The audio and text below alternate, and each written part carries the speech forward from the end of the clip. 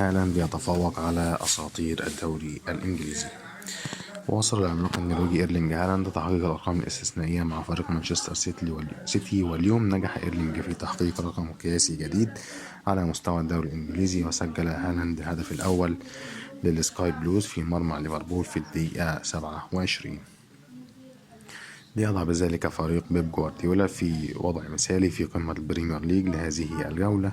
وبهذا الهدف يكون إيرلينج هالاند قد سجل هدفه رقم 50 على صعيد منافسات الدوري الإنجليزي، وذلك بعد 48 مباراة فقط. وتظهر قوة هذا الرقم بصورة واضحة، فهو أسرع لاعب يصل لهذا العدد من الأهداف في الكم من المباريات، متفوقا على نجوم كبار في تاريخ الدوري الإنجليزي.